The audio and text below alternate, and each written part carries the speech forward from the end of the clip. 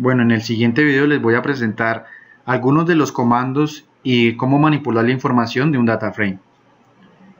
En este ejemplo que les estoy presentando para explicar la información que mencioné, primero se hizo el uso de un diccionario para crear el data frame. En primer lugar, lo que se tuvo en cuenta era si habían datos nulos o no. Para esto se hace el uso de este comando que nos permite explorar todos los datos que se encuentran en la llave de cada diccionario y de esta manera asignar un valor nulo a la casilla donde no se encuentre el dato correspondiente al dato, que para este caso cada fila corresponde a un ciclo respiratorio. Para apilar todos estos data frames que corresponden a cada ciclo respiratorio se usó uso de la función concat, que nos permite añadir más valores al data frame en forma de filas y de columnas de la forma como se ve organizado en este código. Para poder manipular la información después de esto y hacer un análisis estadístico y seguir haciendo uso de las funciones de los data frames, se hizo uso primero de la función .toCSV que nos permite convertir estos data frames a un documento de Excel. Este documento de Excel hay que tener cuidado a la hora de crearlo porque se puede acumular la información en una sola columna, por lo que se hace uso de estos parámetros dentro de la función .csv que nos permite agrupar la información en cada columna como se organizó desde un principio. Luego de esto, cuando usted tiene un grupo de datos, puede manipular la información con las funciones .log y .ilog para realizar comparaciones o encontrar qué información hay en esa fila o columna. Que .log nos permite discriminar la información de una columna, como vemos en el código, y compararla con un dato específico. Así podemos guardar toda la información según deseemos con .log. También la función .ilog nos permite hacerlo, pero con las filas, mirando que en este caso cada ciclo respiratorio. Antes de eso, nosotros podemos verificar si los datos son nulos con la función .isNull, que la función .isNull nos detecta qué datos son nulos o no. Aquí en este ejemplo que les presento hace referencia al Titanic, a sus supervivientes y demás características que pudieran encontrarse en este data frame. De esta manera vemos cómo se aplica la función .isNull para encontrar qué datos son nulos en cuanto a cada casilla de cada columna y fila.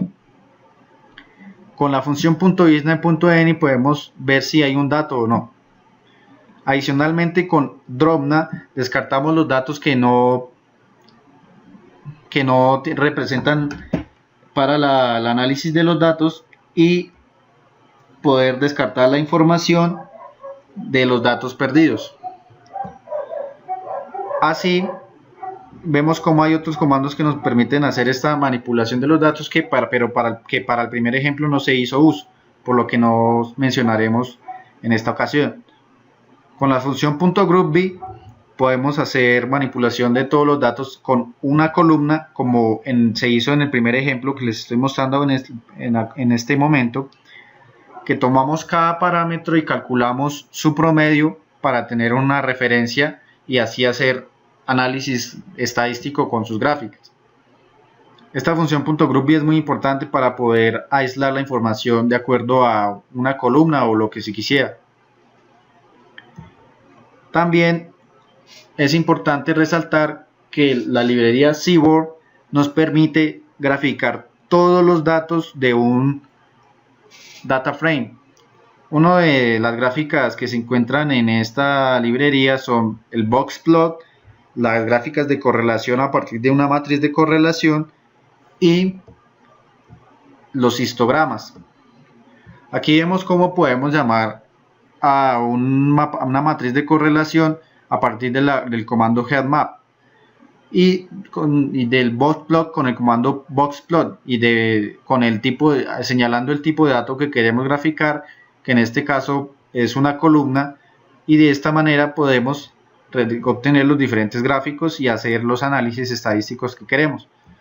Otra forma de graficar el histograma, aparte de la que vemos acá, que es creando un histograma con la librería NumPy, es con plt.isp, como vemos en este mismo momento, que la función plt.isp nos permite graficar el histograma a partir de una columna de datos, obteniendo los diferentes histogramas. Ahora, la función map nos permite discriminar un tipo de datos según sea el caso. Por ejemplo, en este caso nos permite discriminar de mujeres y hombres en la columna sexo, y lo señala como 1, 0 para después hacer el análisis. También nos podemos hacer uso del comando groupby para esto mismo anterior y obtener gráficos de barras como vemos en este momento. Esto mismo se hizo en el proyecto que mostré al principio de la misma manera.